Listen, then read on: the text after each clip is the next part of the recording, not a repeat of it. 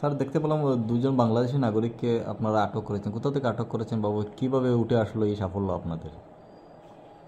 গতকালকে আমাদের নাইট রাউন্ডে ডিউটি ছিলেন আমাদের এএসআই ডিএম সাকমান আমাদের, এবং আমাদের একটা পেট্রোলিং পার্টি ছিল, এসপিও ছিল, সঙ্গে টিএসআর ছিল সেখানে।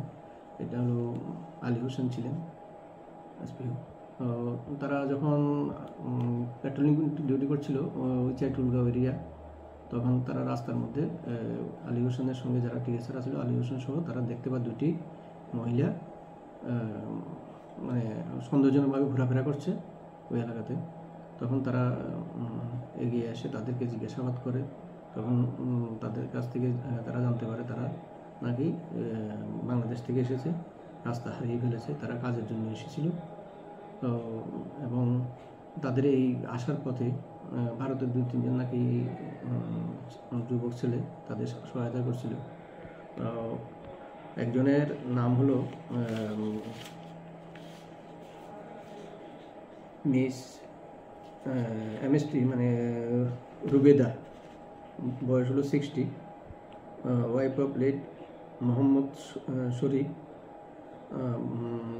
এলএস নাম আছে একটা, মুসুবি, আর হলো ভিলেজ হলো শিকদারপাড়া, পিএস নিরা, বাংলাদেশ। আর সাথে একজন ছিল অপ্রাপ্তবয়স্ক মেয়ে।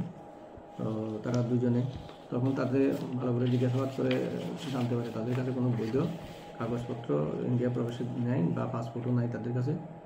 তখন সে নাইট পার্টি যে আমাদের নাইট রাউন্ড ডিউটি ছিল, মোবাইল ডিএম চাকমা মহোদয়কে ডাকছে যে আমার মনে ঘটনা। তখন উনি সেখানে গেছেন, গিয়ে দেখতে পান তারা দুইজন মহিলা। তখন তাদের আবার জিজ্ঞাসাবাদ শুরু করে, জিজ্ঞাসাবাদে তারা জানতে পারে জানি যে তারা বাংলাদেশি এবং তারা কাজের সন্ধানে অবৈধভাবে ভারতে প্রবেশ করছে। ভারতে প্রবেশে কাজে সহায়তা করছে ভারতের নাকি 2-3 যুবক, তারা সহায়তা করছে। তখন তাদের কাছে কোনো বৈধ কাগজ আছে কিনা বা পাসপোর্ট আছে কিনা জিজ্ঞাসাবাদ করলে তারা জানায় তাদের কাছে কোনো বৈধ কাগজ নাই, তারা অবৈধ পথে প্রবেশ করেছে।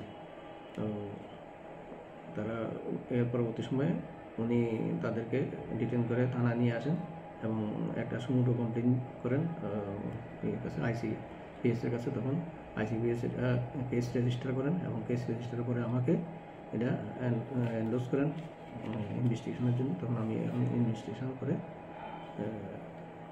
আন্ডার ইনভেস্টিগেশন আছে, তাদের কোর্টে ফরওয়ার্ড করা হয়েছে। আজকে কোর্টে ফরওয়ার্ড করা হয়েছে? হ্যাঁ, আজকে কোর্টে ফরওয়ার্ড করা হয়েছে।